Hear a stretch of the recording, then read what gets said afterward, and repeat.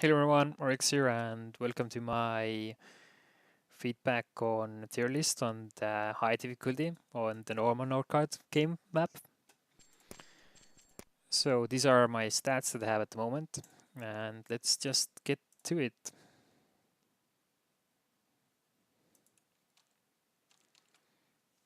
So it's the raid post, high difficulty tier list, a small tier list by Rex, 12, 1v1.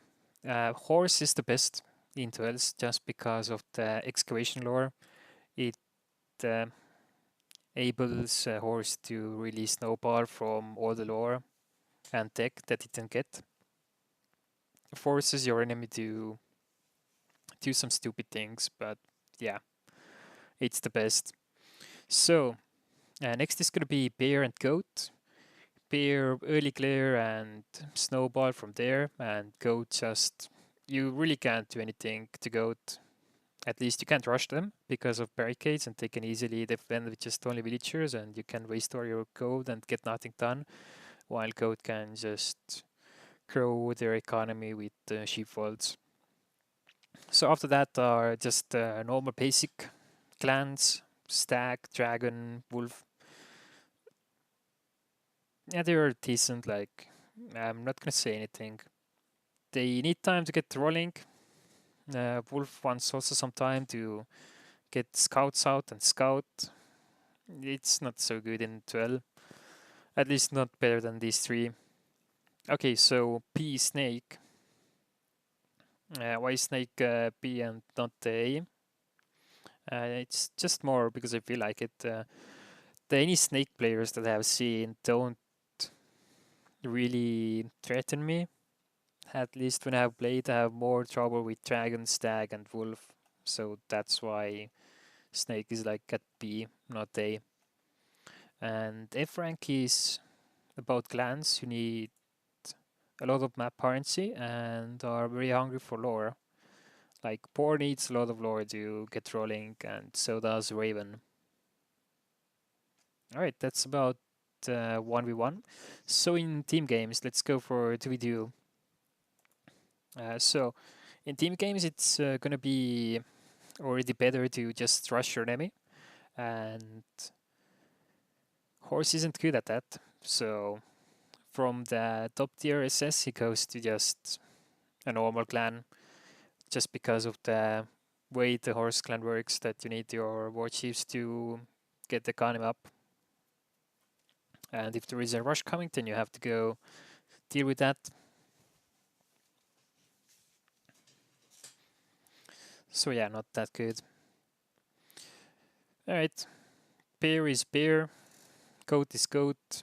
Wolf is has risen in the A tier, just to be in front. The reason is because Wolf can get a lot of food, and with good map, a lot of bears, it's gonna be just feast, feast, and colonize, colonize, and then already have some kind of early army that you can go and attack with. So it's pretty strong, decent. Dragon goes down to B, and Raven raises up, just because Raven is more better in team games, so it raises up. But Dragon goes down because it's vulnerable to rushes, and it really cannot get good warband to go defend. After winter, I mean, you can only defend with your villagers, so just attack any other clan except the dragon, and you probably will kill your enemy off. So, team game 3 versus 3. So, Goat raises to the Supreme tier, and the Supreme tier is because of the sheepfolds, feasting, and then the Feast Relic. If you give Goat time to get the Feast Relic off and then just let him feast, it's gonna be insane boost for your team and the Goat player. And then SS is Raven, Wolf, and Bear. Raven comes here because he can reliably get more costals. The way that the game works is that it checks if there are how many costals there are, and Raven gets the most coastal land. So that's why he's here. In 2v2, it's pretty much that you usually don't get the good coastal spawn, but already in 3v3 it's pretty decent. So Pair can still clear and help. Good in rushing and helping allies, so Wolf can just keep growing like it does, so it's very good. And everything else feels like a normal clan. And well, even Boar is from F to B, but yeah, still the worst, just because of the how much luck it needs with map and how much lore hunger it is to get going. It's not like it's bad clan that it can't win, but it just needs time to get going, and every other clan is just faster. So 4v4, Bear goes to the A clan, not prioritize anymore. Goat is the number one pick you want to have in your team, definitely. Yeah, except the same reasons why in 2v3. Raven is now the second placed. Exactly the same reasons, a lot more costals, a lot more opportunities to raid, to annoy people, force them to tower up. I mean, if you don't have a Raven in your team and your enemy does have Raven, then it's probably going to be that your team towers up like 8 costals or 9 and just has upkeep from the towers. Wolf, incredibly strong. Again, go kill neutrals and then a snowball from there. These are all decent, and I have rated Snake to Peter here. Just because it also needs time to get going. And if it doesn't rush, then it's not really good. It just doesn't feel good. I mean, there are pretty good people who can annoy people with Snake, just like go in one tile, hit and run away, go in again from another tile, hit and run away. They're definitely good people, but yeah, you need economy. You need to get your village up, and then you get the army, and then you go and attack your enemy while crushing them. But Snake really doesn't have that factor to really get your population up. I mean, if you get the 3 ruins and kind of get the happiness, then yeah, it's not a problem. But yeah, it doesn't have that good lore. I mean, it's like verse Wolf to just compare them. Poor is poor. Dragon, why is Dragon on 8 here? It's just because of the Dragonkin after 8-2. And if they have some mid shields to just defend, they can deal a lot of damage to huge armies, so that's why they are 8 tier and not lower. Alright, so about relics. The Feast relic, it's just broken a goat because of the free feast that the goat can get. And not only because of the free feast, but also because of the clan bonus that goat has. It's gonna be, I think it's 30 plus 50 at the moment, so 80% more economy, and you can feast a lot more than you should be able to. So yeah, it's just broken good economy. The next relic is win or miss. It's a millionaire, it's the lighting relic. It has huge 1-year cooldown. It's very bad. If you misuse it, then you probably just wasted 100 gold and 100 food and about a year, 9 months crafting the relic. Yeah. How to use it? You get your army, you go in, and then when you see that your enemy army is in a good tile where he can't run away after first attack, you at least want to attack your enemy 2 times with the lighting relic. If you can't, then it's better do not use it. After that, there is gonna be the passive relics that are pretty good. The horse relic, then this should be the Bear Relic, and then the Lore Relic. Lore Relic is just amazing for main victories. You can get a lot of ties without having to worry about farming up your food, having enough food silos, and then just view colonizing 5 tiles and winning. With food, it's gonna be hard, but with lore, yeah, just don't click on the lore button and keep gaining on lore. I mean, if they change the way how lore works and just cap it, so you don't get more after you have reached the next point, then yeah, it's not gonna be that good, but don't think that's gonna change anytime soon. Okay, so the next relics are the summoning relics and also the snake relic. So a wolf, 3 wolves is amazing, especially in good maps where you have 2 bears and some ruins and 3 iron. You just go kill the bears, get your relic up and get your forge up and get the relic, and then keep harassing your enemy, force them to army up and fall back, farm neutrals. Next is Conquer. It's just decent, good passive relic that gives you 2 military. For a snake, it's strong, and it can be abused with the defense tree, where you take militia and then you just turn your 40 villagers into militia and go for your opponent's main tile. I don't know if they are gonna fix it or are they gonna leave it in, but yeah, that's stupid. It is hard to get to 300 points, so, and also it takes a lot of time to even craft a relic like it does.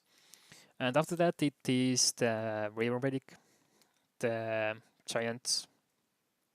It's not that useful in 1v1. It can be cheesed by just having your one villager run away around buildings, but it's still annoying to deal with. You really can't micro your villager if you're going to war. Okay, next is Turtle and Ignore Fame. This is when you're just going full in YOLO trade victory and you're like, yeah, I know my opponent doesn't know how to play Northcard, how to get the economy up, and how to get Fame victory. Because the fastest victory is the Fame victory at the moment in the game. After that comes the trade victory, and then and then and then a year later, a 2 lore victory. So lore victory is just the slowest passive victory go for, and because the lore was nerfed, is also another reason why 4 is on the lowest tier, because of lore nerf and making the lore last longer. So mostly useless relic. Let's start back here. This is Progaful. It's for a trade victory. You will tell your enemy that you're going for a trade. Not really useful, but yeah, I mean, I don't know. Why should you pick it? Maybe as a horse, as a second relic, and if it's really a stalemate, you want to get trade victory, then you go for it, but otherwise there are Millionaire or the Lore Relic, or even Swaling to pick from, or the Feast Relic if you like it. Then comes the Stag Relic. Stag Relic is difficult to say the least, but the condition to use it is basically you have to already be winning. So if you're not winning, this relic doesn't help you. If you're getting attacked, then it doesn't help you. I mean, these passives help somewhat. With lore, you can colonize more tiles, get more army, have stronger army.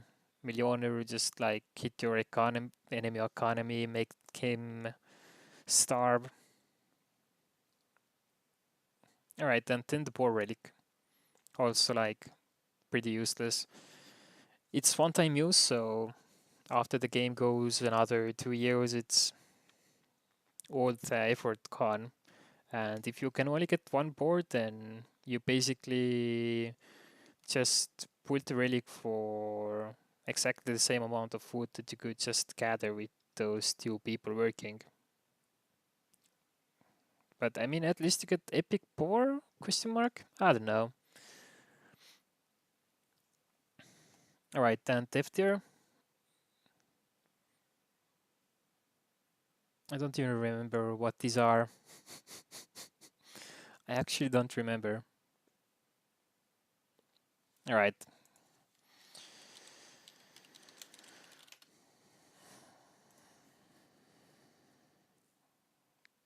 Goat and Dragon Relics. Yeah, right. So the Goat Relic costs 200 food. It lies. It stacks up with more people you have. So if you have like 23 population, you already have to pay 400 food for it, and then it goes even up to 500.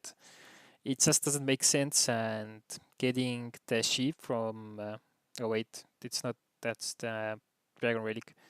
It's this one, right? And getting the sheep from just using the relic, 1 out of 10, you get one more sheep. So you have to spend 4k food to get one sheep. And I don't know if you have that amount of time and also to suicide so many people to get it.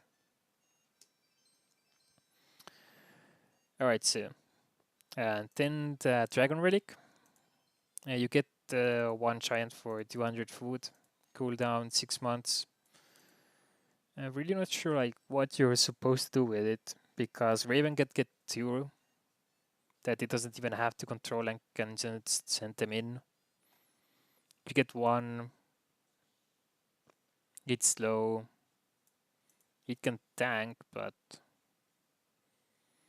yeah, there is like no real reason to pick it. You just get more economy and you can kill a giant easily, not a problem. Alright, I'm gonna go on into the team games. And the best relic is the Feast relic, just because Feast, nothing else to say. The next one is Lag of Death, Bear relic. It's very good on big armies, but it lags the game like crazy and even maybe forces your computer to crash the game without choking. Some computers won't handle it. After that, it's gonna be Millionaire Lighting, very good. It's win or miss, 1 year cooldown, and if you misuse it, have someone who doesn't know how to use it, when to use it, don't have the patience, and just goes trigger happy and lightning bolt. Wait, no one there. I don't care, lightning bolt. But yeah, you just can't control the relic. You can't switch tiles to like, okay, jump from here to there. So yeah, and the next one is the trade relic. It is possible to go for the trade and rush it in team games. So you maybe want to get that relic, but it depends what compensation you're going for. Usually domination and just rushing is the strongest. And if you're not prepared, you will die. And even if you're prepared, you just are doing the same, trying to rush, so it's gonna end in stalemate, back and forth, attacking. So these relics, the raw relic is just low relic, and the horse passive relic is, yeah, just okay, good. Swalin, I mean, it's not in a very good place. It can defend you against Merc waves if you're worried about that. And you can have it on your main tile. It also disables the thunder. It doesn't disable earthquakes. Earthquakes can hit the tile, but it pretty much disables everything else on one tile and gives some armor. But for that, you're already being on defensive, and if your enemy just goes for the low relic and then for main victory, then yeah, you're just rip.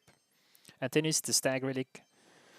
Can be used to take some tiles back, get some attack, destroy enemy buildings. But again, you have to be winning for that. One time, no more. Use the poor relic.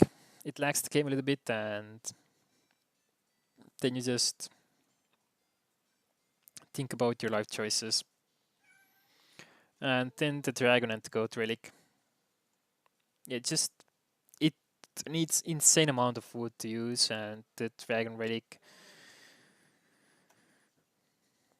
I mean, if every other relic is taken by horse clans, if you have 3 horse and 1 dragon, and the horse just hog all the relics, then I guess that's the only reason why you should pick it. Otherwise, just go for Lore Relic or Feast Relic or Thunder, Swalin, Pragaful. Up to you. Okay, and so about the free for tier list. Raven free for all is top tier because of vision, especially in 8-man free for all and Booster Journeyman. Yeah, it definitely is. But the free for tier list is just, it's a meme to say the least. The first clans that are SS rank, why are the SS, is because their late game economy just boost like ridiculous, and they can have a lot of buffs, a lot of sheepfolds, 2 relics, relic buff, permanent bear bonus, and then dragon just trolls and dragonkin, good army. Wolf, bear, stag are like they are. Raven, the reason is why it's not the SS tier is that you really can't gamble on getting the most amount of costals, because in free for all it's still random and it is lore hungry clan to get going. Same with snake and boar, that these guys just need lore to get going. While I mean with goat you're just like carpet mastery. I am fine for the whole game. I don't care about anything else. Just let my economy roar from having upgrade sheepfold. Wolf is good if you have equal trade to get gold and you can go again, in again and destroy your enemy. Bear clan has good army, and Stag also has good army bonus. Raven army bonus is having gold, and if you have wasted it all, then you don't have any army bonus, so not that good. Snake just needs some time to keep going, and then just a lot of skirmishers. And yeah, poor. Alright. That's gonna be it with the recap on the tier list, at least from my side. And if you guys have any suggestions why something should be the other way, then feel free to comment, and see you next time.